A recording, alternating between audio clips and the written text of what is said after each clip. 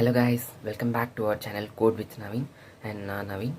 And இந்த சீரீஸில் அடுத்து நம்ம பார்க்க போகிறது லூப்பிங் ஸ்டேட்மெண்ட்ஸ் பற்றி பார்க்க போகிறோம். லூப்பிங் ஸ்டேட்மெண்ட்ஸ்னால் என்னென்னா, இப்போ நீங்கள் ஒரு ப்ரோக்ராமில் ஒரு செட் ஆஃப் லைன்ஸ் வந்து உங்களுக்கு ரிப்பீட்டடாக நிறையா தடவை வந்து ரன் ஆகணும்னா அப்போது நீங்கள் அந்த லூப்பிங் ஸ்டேட்மெண்ட்ஸ் யூஸ் பண்ணணும். பைத்தான் பொறுத்த வரைக்கும் 2 லூப்பிங் ஸ்டேட்மெண்ட்ஸ் இருக்குது.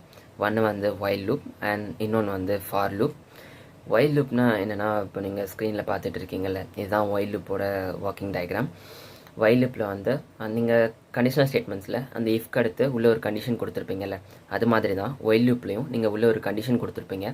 அந்த கண்டிஷன் ட்ரூவாக இருக்கிற வரைக்கும் இந்த லூப் வந்து ரிப்பீட்டடாக ரன் ஆகும். எப்போ அந்த கண்டிஷன் ஃபெயில் ஆகுதோ அப்போது லூப்பை விட்டு வெளியே வந்துடும். ஸோ இது நம்ம எப்படி ஒர்க் ஆகுதுன்னு ப்ராக்டிக்கலாக பண்ணி பார்த்துடலாம். ஸோ இப்போ நம்ம வைல் லூப் எப்படி ஒர்க் ஆகுதுன்னு பார்க்கலாம். வைல் இதுக்குள்ளே தான் நம்ம அந்த கண்டிஷன் கொடுத்தாகணும். ஃபஸ்ட் இந்த கண்டிஷன் வந்து நம்ம எப்படி முன்னாடி வந்து ஏஜ் நம்ம ஒரு இஃப் ஸ்டேட்மெண்ட்குள்ளே கொடுத்தோம்ல, அதே மாதிரி இந்த ஒயில் ஸ்டேட்மெண்ட்குள்ளே கொடுக்கணும். இப்போ நான் ஐன்ற ஒரு வேல்யூ வச்சுக்கிறேன். இந்த ஐயோட வேல்யூ வந்து இப்போ இனிஷியலாக 0ல் இருக்குது. ஸோ நம்ம அதையும் நம்ம வந்து இனிஷியலைஸ் பண்ணணும். i = 0. நீங்கள் அதை எந்த வேரியபிள்னாலும் கொடுத்துக்கலாம். இந்த ஐயோட வேல்யூ 0ன்னு இருக்கா, இது எப்போ வந்து 10 ரீச் ஆகுதோ அது வரைக்கும் இந்த லூப் வந்து கண்டினியூஸாக ரன் ஆகணும். So i < 10. ஐயோட வேல்யூ 0, இப்போது இது < 10. ஸோ அந்த கண்டிஷன் வந்து ட்ரூவாக இருக்குது. ஸோ அதனால் இந்த லூப்குள்ளே வந்துடும். இப்போ அந்த ஐயோட வேல்யூ நான் பிரிண்ட் பண்ணுறேன். பிரிண்ட் பண்ணிவிட்டு ஐயோட வேல்யூ நம்ம இன்க்ரிமெண்ட் பண்ணணும். ஐயோட வேல்யூ நம்ம இன்க்ரிமெண்ட் பண்ணாமல் விட்டோம்னா ஐயோட வேல்யூ 0வாகவே தான் இருக்கும்.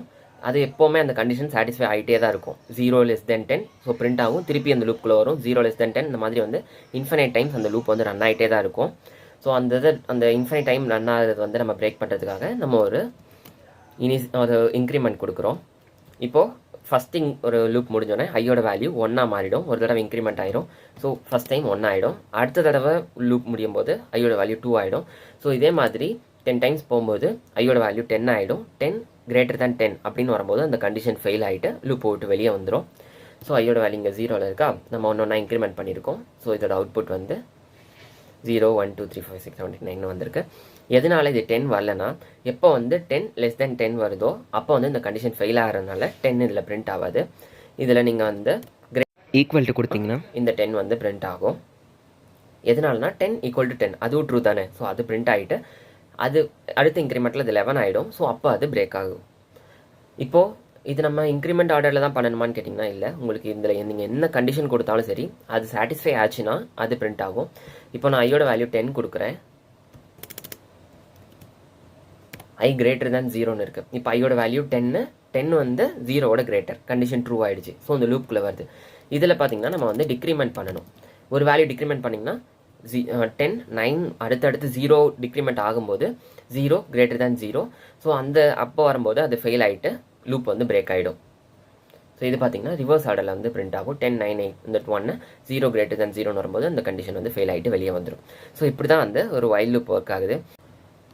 அடுத்து நம்ம ஃபார் லூப் பற்றி பார்க்கலாம். ஃபார் லூப்போட சின்டாக்ஸ் வந்து ஃபார். ஸோ ஒரு வேரியபிள் கொடுத்துக்கலாம். இன் ரேஞ்ச் கொடுக்கணும். இன் ரேஞ்ச் இது வந்து இதோட சின்டாக்ஸ். இன் ரேஞ்ச்னால் எந்த இடத்துலேருந்து எந்த நம்பர் வரைக்கும், நான் சொன்னேன்ல வைல் லூப் வந்து கண்டிஷன் இருந்தால் ஒர்க் பண்ணிக்கும். ஆனால் ஃபார் லூப் வந்து உங்களுக்கு ஒரு ஃபிக்ஸட் ரேஞ்ச், இந்த இடத்துல இந்த இடம் வரைக்கும் ரன் ஆக போகுதுன்றதை வந்து அந்த பட்சத்தில் நீங்கள் ஃபார் லூப் யூஸ் பண்ணலாம். இப்போ நான் 1, 10 கொடுத்தேன்னா 1 to 9 வரைக்கும் பிரிண்ட் ஆகும். நம்ம எப்படி வைல் லூப்பில் வந்து < 10 வச்சு < 10 அந்த மாதிரி ஒரு கண்டிஷன் கொடுத்தோம்னா அந்த 10 முன்னாடி வரைக்கும் ரன் ஆச்சுல, அது மாதிரி தான் இங்கே n - 1 வரைக்கும் ரன் ஆகும். ஸோ நாங்கள் 10 கொடுத்தோன்னா 9 வரைக்கும் ரன் ஆகும். நீங்கள் இந்த இடத்துல என்ன கொடுக்குறீங்களோ அந்த வேல்யூ வந்து இன்க்ரிமெண்ட் ஆகும்.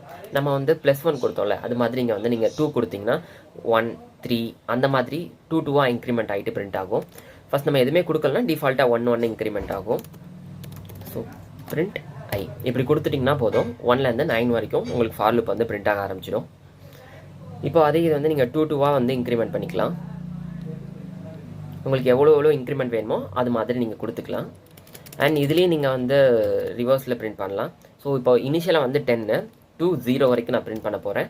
அது எப்படி நம்ம வந்து டிக்ரிமெண்ட் பண்ணணும். ஸோ -1 நம்ம நீங்கள் என்ன டிக்ரிமெண்ட் பண்ண போகிறீங்களோ உங்களுக்கு ஸ்பெசிஃபிக்காக வேணும்னா அது நீங்கள் இந்த 3rd பேராமீட்டராக மென்ஷன் பண்ணணும். ஸோ இங்கே -1 கொடுத்தனால 10 9 8 வந்து டிக்ரிமெண்ட் ஆகிட்டே வருது. இங்கே 0 கொடுத்தீங்கன்னா 1 வரைக்கும் தான் பிரிண்ட் ஆகும். -1 கொடுத்தீங்கன்னா 0 வரைக்கும் பிரிண்ட் ஆகும். அந்த கண்டிஷனில் பார்த்த மாதிரியே தான் n - 1. அண்ட் நீங்கள் வந்து ஒரு லிஸ்ட்டை ட்ராவல்ஸ் பண்ணணும்னா, ஃபார் எக்ஸாம்பிள் லிஸ்ட்னா வந்து ஒரு செட் ஆஃப் எலிமெண்ட்ஸ், நம்ம வந்து மற்ற லாங்குவேஜில் அரே பார்த்துருப்போம்ல, இப்படி தான் இருக்கும். இதை வந்து நீங்கள் டேரெக்டாக வந்து ஃபார் லூப்பில் வந்து ஃபார் வேரியபிள் இன் போட்டு ஏ நீங்கள் இந்த லிஸ்ட்டோட நேம் கொடுத்துட்டு பிரிண்ட் ஐ போட்டிங்கன்னா இந்த லிஸ்ட்டில் இருக்க எலமெண்ட்லாம் ஒன்று ஒன்றா இதை வந்து எடுத்து பிரிண்ட் பண்ணும். இந்த ஐயோட வேல்யூவில் போட்டுகிட்டே வரும். ஸோ 1 2 3 4 5 6 7 இப்படி தான் வந்து ஒரு ஃபார் லூப் ஒர்க் ஆகுது.